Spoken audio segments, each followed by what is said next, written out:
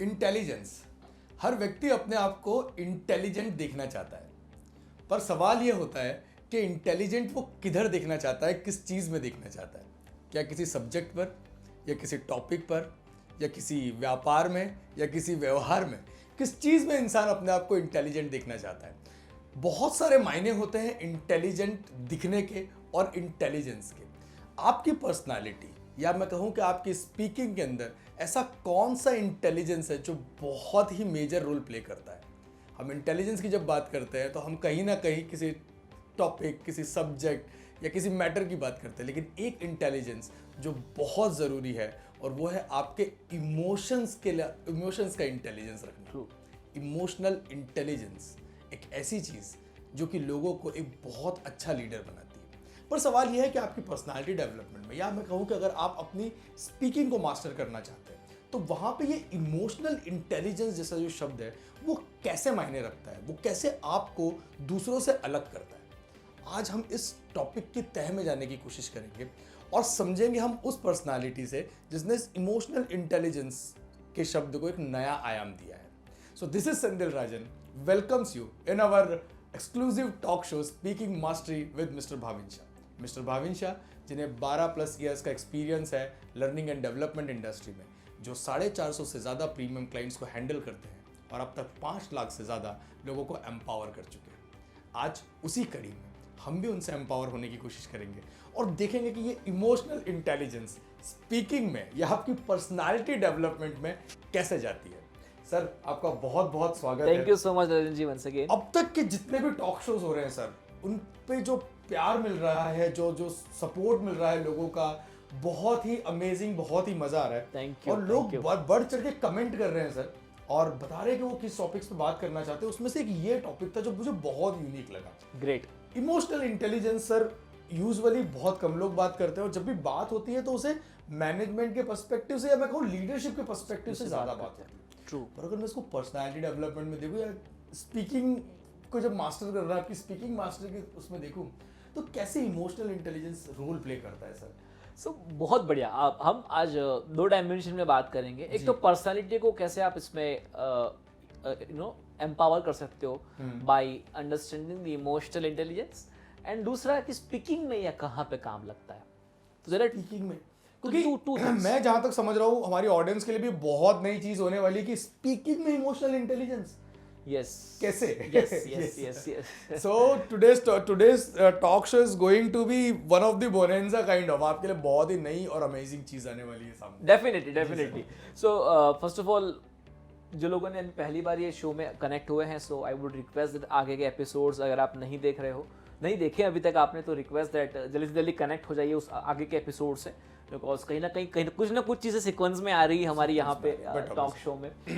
अगर हम बात करें emotional intelligence specifically to the personality, that I could collect one example here. एक कंपनी है जहाँ मैं कंसल्टेशन कर रहा था, वहाँ का मैं किस्सा बताता हूँ आपको कि एक कंपनी है जहाँ पे मेरा कंसल्टेशन चल रहा था। I am talking about when I was in Bangalore. Very big company, very big IT company, and I was doing the consultation there. And कुछ डिपार्टमेंट में कुछ लोगों के परफॉर्मेंस के ऊपर कुछ ना कुछ इश्यूज चल रहे थे। So company asked me to Bhavin just do the last check that क्या एक्चुअली इशू आ रही है and why they are not able to perform well. So then what I did is I asked them to go for the 1-to-1 mentoring, and then 1-to-1 mentoring में लोगों के साथ कर रहा था। उसमें मुझे एक किस्सा अभी भी याद है कि, और ये किस्सा मैंने बाकी बहुत सारी जगहों पे भी देखा है, सिमिलर काइंड ऑफ किस्सा, कि जब 1-to-1 मेंटरिंग कर रहा था मैंने बोला क्या इशू हुआ, तो then he was telling me कि दैट सर, मैं जब भी कंपनी में कुछ परफॉर्म करने की कोशिश करता हूँ तो मेरे आसपास के लोग जो है वो मुझे बुलिंग करते हैं या फिर वो मुझे हमेशा वीक समझते हैं, लेग पुलिंग करते हैं, मेरे साथ पॉलिटिक्स खेलते हैं और कहीं ना कहीं मुझे परफॉर्म करने का मौका नहीं देते हैं। कुछ जहाँ मुझे पता है कि जो चीज़ मेरी एक्सपर्टाइज है वो चीज़ मुझे नहीं देते हैं, जहाँ पे मेरी कहीं ना कहीं वीकनेस है जिसमें मैं काम कर ही रहा हूँ तो वो प्रोजेक्ट मुझे दे देते हैं। तो there are lots of things that I am facing as a challenge, so that is what I was not able to perform well. So मैंने उनको एक इनडायरेक्टली एक सवाल पूछा कि तो आपको क्या लगता है कि जितने भी लोग आपको जो एक टारगेट बना रहे हैं उसके हिसाब आपका परफॉर्मेंस डाउन हो रहा है, सो आपको ये क्यों बना रहे हैं? And then the answer came in a word line कि sir I think so I am a emotional person. Okay, मतलब मैं इमोशनली सॉफ्ट हूँ. Emotionally I am very much soft and I take things very emotionally. And मुझे कभी भी ऐसा होता है तो मैं उसको सामना नहीं कर सकता. मैं बस मतलब मैं वीक हो जाता हूँ और मैं कहीं ना काफ़ी बार मेरी आंखों में आंसू भी आ जाते हैं. मतलब I am that kind of very emotional person. और ये चीज़ मैंने काफ़ी जगहों पे देखी है.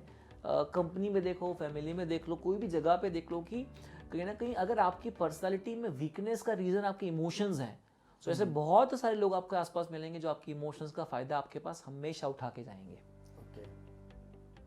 अगर आपकी पर्सनालिटी में इमोशंस आपकी वीकनेस का रीज़न है, तो कहीं ना कहीं आपकी पर्सनालिटी लोग हमेशा उसको वीक ही समझेंगे. क्योंकि सर कहीं ना कहीं जो आप कह रहे हैं इससे मैं ये चीज़ समझता हूँ कि इमोशंस जो हैं वो एक सबसे सॉफ्ट टारगेट होता है किसी भी व्यक्ति के लिए. ट्रू. है ना. दूसरी तरह से अगर मैं टारगेट करूँ किसी को हिट करने के लिए तो शायद मेरे लिए कठिन हो, लेकिन अगर मुझे पता पड़ गया कि ये उसका पिन पॉइंट है, इमोशंस है इसका, तो वो दुखती नस फट से दबाई जा सकती है और इमोशन से इंसान पूरा वो ऊपर से नीचे तक हिल जाता है.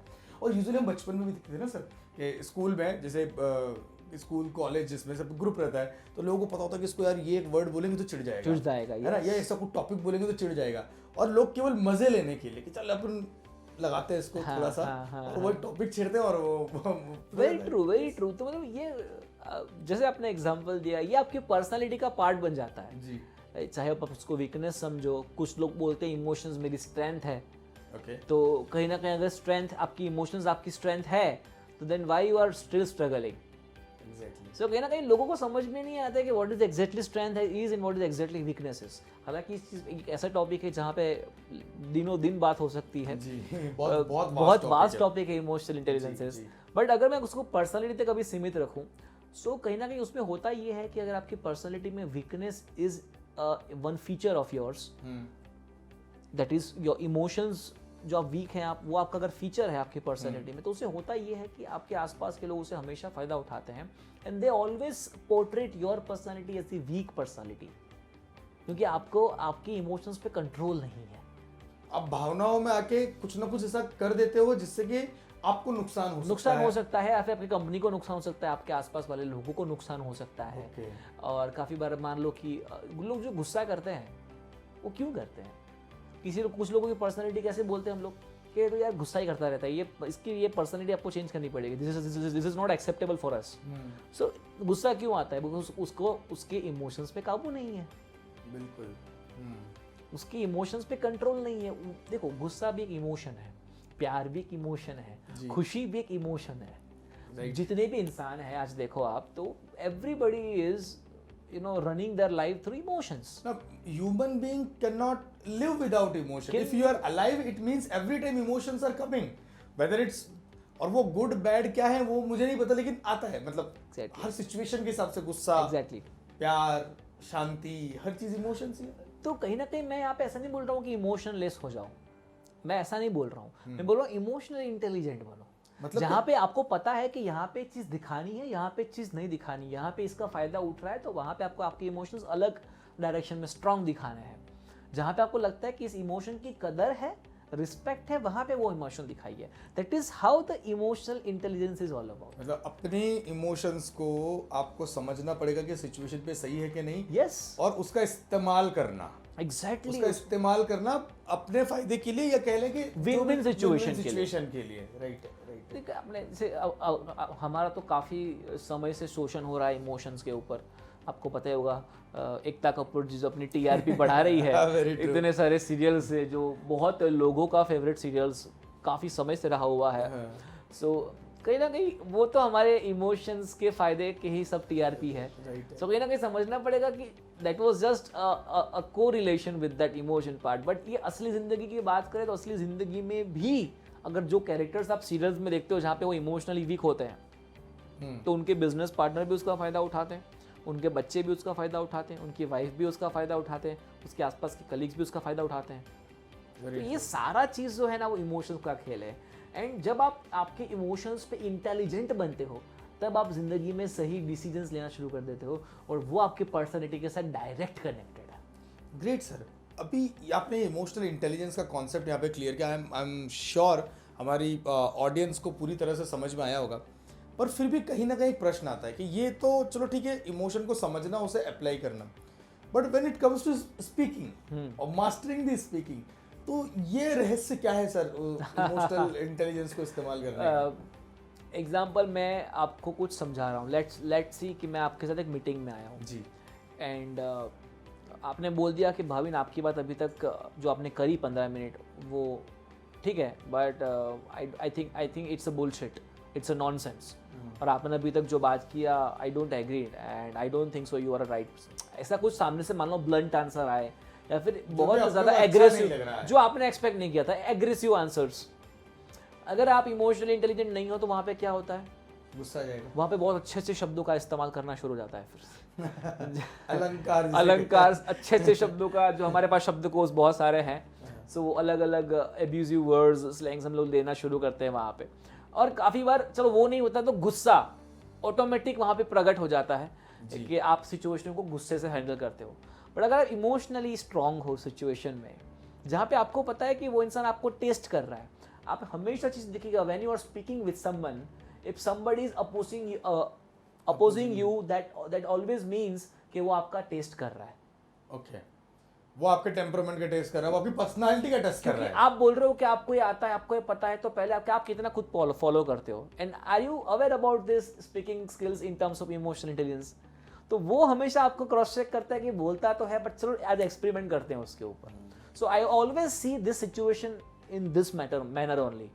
कि कोई मेरे सामने आके ब्लंटली बात करता है, कोई मेरे ऊपर, अगर मान लो अगर कभी ऐसा होता है नोइंगली अननोइंगली डायरेक्टली इनडायरेक्टली मुझे बोला या फिर किसी मेरी टीम वाले को बोला, किसी ट्रेनर्स को बोल दिया, नोइंगली अननोइंगली जो भी है, देन वहाँ पे काम आता है ये हमारी इमोशनल इंटेलिजेंस की एक्सपर्टाइज, जहाँ पे हम उनको इमोशनली इतने अच्छे से हैंडल करते हैं कि वो भी मान जाता है कि यार सर मान गए आपको, आप गुस्सा नहीं हुए और आपने बहुत अच्छे से सही शब्दों का इस्तेमाल करके आपने बहुत अच्छे से उस चीज़ को क्लैरिफाई किया। सो दैट शोज कि स्पीकिंग में भी तो इमोशनल इंटेलिजेंस कितना सही होता है। नहीं तो अगर आप पे बैलेंस नहीं होगा चीज़ों का तो आप गुस्सा कर लोगे, आप कुछ भी बोलोगे तो आप उसको सही प्रूव कर दोगे ना जी। आपने देखा काफी बार जब प्रोग्राम चल रहा होता है तो ऑडियंस में से आपको पता है कुछ लोग तो ऐसे होते ही हैं जो आपकी अग्नि परीक्षा करने आते हैं। बिल्कुल बिल्कुल होता ही है सर। बस कुछ लोगों को ऐसा लगता ही हमेशा ऑडियंस में से कि यार वो तो सब कुछ जान के बैठे हुए हैं, मतलब भले उन्होंने जिंदगी में कुछ नहीं किया होता है फिर भी दे ऑलवेज थिंक दैट कि वो भले जिंदगी में कभी स्टेज पे नहीं बोले वो लोग, फिर भी वो आपको सिखा देंगे स्टेज पे बोलना कैसे है। मतलब वही जो बोलते हैं ना कि भाई इंडिया में कोई भी कंट्री में देखो सबसे आसान चीज़ है फ्री में एडवाइस देना। सो आपको हमेशा ऐसे ऑडियंस में मिलेंगे लोग, अच्छे लोग भी मिलेंगे जो लॉजिकल बात करते हैं, बट मैं यहाँ पे स्पेसिफिकली उन लोगों की बात कर रहा हूँ जो आपको परेशान करने के लिए आते हैं। I am not talking about the logical people और who are really sincere and serious about this particular concerns, but कुछ लोग हमेशा आपकी अग्नि परीक्षा करने आपको सवाल पूछते हैं। सो वहाँ पे जस्ट सोचो कि आपके सामने 10 लोग बैठे हैं, 20 लोग बैठे हैं, 100 लोग बैठे हैं, और अगर उसके सामने अगर आपने आपका टेम्परामेंट खो दिया, आप इमोशनली कह सकते हो, कुछ लोग देखा है आपने प्रेजेंटेशन में रो देते हैं, हो जाता है सर कई बार।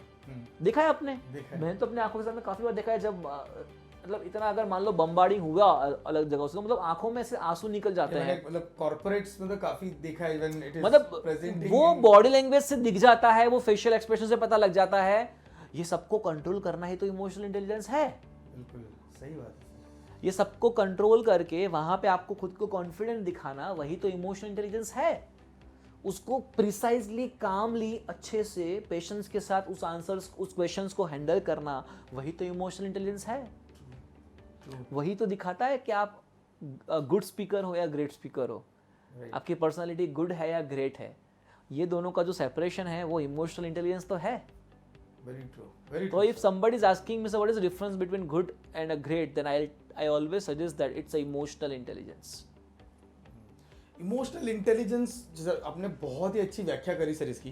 तो जो अपने ऑडियंस के लिए मैं थोड़ा सा बताना चाहूँगा कि आप जब भावनाओं के आवेश में आते हो तो आप शब्दों का चयन भी उस तरह से करते हो। Yes. अगर आप गुस्से में हो तो आपके शब्दों का चयन वैसा होगा। अगर आप खुश हो तो कई बार ये भी होता है, ये अपने पर्सनल एक्सपीरियंस से बोल रहा हूँ सर, कि जब लोग खुश होते हैं और उस समय शब्दों का चयन, तो वो कई ऐसी सीक्रेट चीजें जो नहीं बोलनी चाहिए वो भी निकाल देते हैं, तो उसका भी कहीं ना कहीं लोग फायदा उठाते हैं। वेरी गुड तो पॉइंट।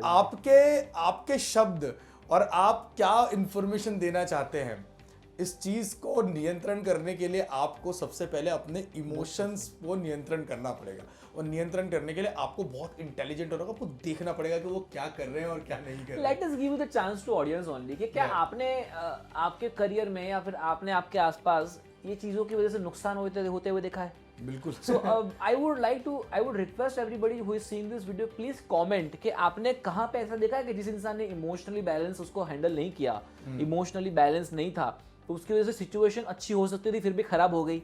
एंड आपको दूसरा भी एग्जांपल शेयर कर सकते हो कमेंट में कि क्या आपके साथ कभी ऐसा हुआ है कि आपने खुद कोई जगह पे इमोशनली इंटेलिजेंस दिखा के आपने जो सिचुएशन वर्स्ट हो सकती थी उसको बेस्ट बनाया है, बना लिया है, in terms of Right, speaking, in terms of stage performance, in terms of meetings, in terms of presentations, in terms of anything. Very true, yes yes.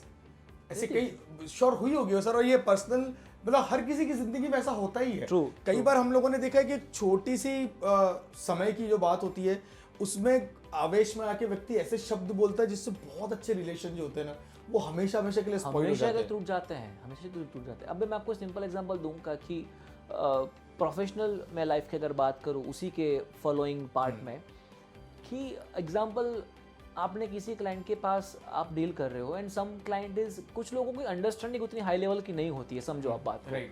और उन लोगों को कहता है कि उन लोगों को बिल्कुल समझ में नहीं आता, they are like that kind of person जिसको शुरुआत जीरो से लेकर सारा समझाना पड़ता है। आपने उनको भले रिटर्न में दे दिया होगा, कुछ भी दे दिया होगा, फिर भी आपको पूरा समझाना ही पड़ेगा। They even don't take a pain को उसको रीड करे, उसको प्रोसेस को समझे, सब कुछ आपको पूछेंगे। जहाँ पे आपको कुछ बार लग जाता है इरिटेशन Okay. कि बार बार जब आपको पूछ रहे हैं, बार बार जब आपको परेशान कर रहे हैं, और बहुत सारी एक्स्ट्रा चीज़ें भी आपसे मांग रहे हैं जो आपके स्कोप में नहीं है वहाँ पे, सो देन वहाँ पे भी तो इम्पोर्टेंट है कि आप कितना काम रह के, कितना शांत रह के, एक हद तक ठीक है। आप ये मैं जो बता रहा हूँ ना वो एक्चुअल सिचुएशन है, और you being in a sales background आपको पता है कैसे कैसे कस्टमर्स आते हैं सेल्स में, जहाँ पे ऐसे ऐसे लोग होते हैं जहाँ पे आपका पूरा मतलब कह सकते हो कि पूरा खून चूस लेते हैं। Very true sir. और एक पर बीइंग अ सेल्स गई मैं एक चीज़ और बताऊं सर कि ये मेरा पर्सनल एक्सपीरियंस है कि the customer who is actually tough in starting, और अगर आप उसको अपना टेम्परामेंट कूल रखते हुए या अपने इमोशंस को संभालते हुए अगर आप उसको एक बार हैंडल कर लेते हो ना, तो trust the toughest customer will become your most loyal customer, he will be the long lasting customer. तो वन सेकंड मैं बता रहा हूँ कि टफेस्ट कस्टमर को लॉयल कस्टमर बनाने के लिए बीच में क्या आंसर होना चाहिए? Emotional intelligence. वो उसको समझना पड़ता है कि वो क्या चाहता है, उसे क्या चाहिए, किस तरह से उसको शांति से आपके सारे देखो, गुस्सा वो इमोशंस है, एग्रेशन इमोशंस है, irritation is also the part of emotions. ये सब चीजें साइड पे रखे कितना बैलेंस से स्माइल के साथ सुन सकते हो, पर जब तक सुनोगे नहीं तब तक आंसर्स नहीं निकलेंगे। तो ये भी तो पार्ट ऑफ इमोशंस है। तो कैसे करोगे, कैसे होगा वो सारा आंसर जो है पर्सनालिटी के टर्म में या फिर स्पीकिंग के टर्म में, वो इमोशनल इंटेलिजेंस है। किसी से भी डील कर रहे हो, चाहे आपके ऑडियंस के साथ, आपके लिसनर्स के साथ, आपके बॉस के साथ, किसी के भी साथ, इमोशनली अगर आपने चीज़ों को बैलेंस करके इमोशनली इंटेलिजेंस बन के आपने अगर बोला तो चांसेस बहुत ज़्यादा हाई है कि वो आपकी फेवर में होगा। सर एक छोटा सा क्वेश्चन, और मैं समझ सकता हूँ कि वो बहुत बड़ा टॉपिक है, लेकिन अगर थोड़ा ग्लिम्स दे सकें तो कई बार ऐसा आता भी है कि यार चलो ठीक है, मैं गुस्सैल व्यक्ति हूँ, आ जाता है मुझे गुस्सा और मुझे पता है कि इसके मुझे नुकसान होने वाले हैं, तो ऐसी कोई छोटी छोटी टिप्स कि मुझे गुस्सा आ रहा है, अभी मुझे लग रहा है, और मतलब मेरे सीनियर ही हैं सामने, ये लोग परवाह भी नहीं करते सर कि कौन है क्या है, गुस्सा आता है वो आवेश में बह जाते हैं, कुछ भी बोल देते, तो ऐसी कोई छोटी छोटी टिप्स कि मैं अपने आप को उस जगह रोक सकूँ? मैं एक चीज़ को बहुत खुद पर्सनली फॉलो करता हूँ, और बहुत बड़ा रॉकेट साइंस नहीं है। मैं जो फॉलो करता हूँ मैं वही बोलूँगा, मुझे बड़ी बड़ी बातें करनी नहीं आती, मैं जो फॉलो करता हूँ प्रैक्टिकली मैं वही बात करूँगा। I follow one simple technique called a 5 second rule. 5 second rule, ये ऑडियंस से समझने की कोशिश कीजिएगा। देखिए पूरी बात में से ये एक टिप है कि आप अपने इमोशन को, चाहे फिर वो गुस्से वाला इमोशन हो, चाहे वो खुशी वाला इमोशन हो, या किसी भी तरह का इमोशन, इसके ऊपर बहुत अच्छी किताब लिखी गई है। यू विल फाइंड इट किताब और book on the different resources of online, जहाँ पे प्लेटफॉर्म में आपको बुक मिलेगी। सो कहीं आप एक चीज़ समझो कि I always prefer that 5 second rule, and I always prefer taking a pose when whenever I am thinking that okay अब मेरा इमोशंस चेंज होके एग्रेशन में आएगा, अब मुझे पता है कि मैं जब रिएक्शन करूंगा, सामने वाले की गलती है, अगर मैं कुछ बोलूंगा ना तो दोनों का नुकसान है, मेरा भी और उसका भी। सो कहीं ना कहीं I always take a break, first I take a pause, थोड़ा अपने आप को शांत करके 5 second, it just take 5 seconds. Okay, within 5 within 5 ऐसे सेकंड करना आप है। अपने पूरे जो इमोशंस को आप अपने कंट्रोल में कर सकते हो विदिन 5 सेकंड। होता क्या है कि Okay. आपने कुछ बोला, तुरंत सामने आंसर देने के लिए लोग अड़ जाते हैं, गुस्सा वहां पे होता है। आपने कुछ सामने से बोला, तुरंत सामने क्या होता है, बैकफायरिंग। ओके, बट अगर यहाँ पे मैंने पॉज लेके 5 सेकंड लिया एंड देन फिर मैंने, तो वो पोज एंड 5 सेकंड में पता है मैं क्या करता हूँ, लोग बोलेंगे सर ये तो कैसा ऑड सिचुएशन लगेगा। So at that time I smile. Okay, एक स्माइल से 5 सेकंड निकाल लो अपने। स्माइल से 5 second, that is what I follow. Okay, जब मुझे लगता है कि कुछ लोग ऐसे हैं जो मतलब कुछ ऐसी बातें कर रहे हैं कि जो टोटल प्रैक्टिकली नहीं है, मतलब and it's not realistic, and कहीं ना कहीं वो मुझे बता रहे हैं कि उस पर बिलीव करो, उस पर विश्वास करो, ये तो करना पड़ेगा।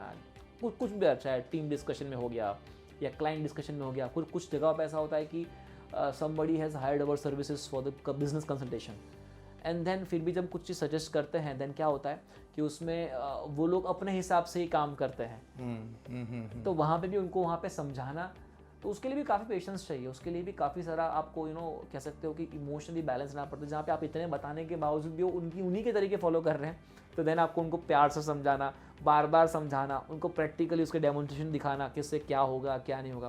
तो it takes lots of patience and emotional intelligence, I can say. True. Sir आज emotional intelligence in a speaking बहुत ही अलग तरह से आपने समझाने की कोशिश करी, और आई एम श्योर ऑडियंस को जो वो 5 सेकंड जो रूल है, वो 5 सेकंड रूल आप इम्प्लीमेंट कर सकते हैं। और विश्वास कीजिए ये टेस्टेड टूल है, टेस्टेड प्रक्रिया है जो आपको बहुत फ़ायदा पहुंचाएगी। तो कैसा लगा आज का आपको हमारा टॉक शो, आप कमेंट बॉक्स में ज़रूर लिखिएगा। आपके अगर और भी कोई सुझाव हैं तो आप कमेंट बॉक्स में ज़रूर लिखिएगा, और इस वीडियो को लाइक, सब्सक्राइब और शेयर ज़रूर कीजिएगा, क्योंकि ये आपके माध्यम से कई ऐसे लोगों के पास पहुंच सकता है जिन्हें इसकी सच में ज़रूरत हो उस समय, और आप केवल एक शेयर के माध्यम से लोगों को एम्पावर कर सकते हैं और उस अभियान में शामिल हो सकते हैं जिस अभियान में भाविन सर के साथ हम हैं। इस साल के अंत तक, 2020 के अंत तक 10 लाख लोगों को एम्पावर करना, और ये सारी मेहनत, ये जितनी भी मेहनत आप लोग देख रहे हैं इन वीडियोस के थ्रू, केवल उसी एक अभियान का हिस्सा है। हम कोशिश करेंगे और नए टॉपिक्स लेकर आएँ और नए सब्जेक्ट्स लेकर आएँ, उसके अंदर डीप स्टडीज़ और कह सकते हैं प्रैक्टिकल जो उसके एस्पेक्ट्स हैं वो आप लोगों के लिए लेकर आएँ। आपको क्या पसंद है या आप किन टॉपिक्स के ऊपर बात करना चाहते हैं, सुनना चाहते हैं भाविन सर को, आप प्लीज़ अपने कमेंट बॉक्स में लिखिएगा। हम बहुत जल्द आएंगे, तब तक लोगों को एम्पावर करते रहिए, खुद एम्पावर होते रहिए, अपने चेहरे पे खूबसूरत सी मुस्कुराहट रखिए, क्योंकि ये दुनिया बहुत खूबसूरत है। हम फिर मिलेंगे, तब तक के लिए this is Rajan signing off. वंदे मातरम। नमस्कार।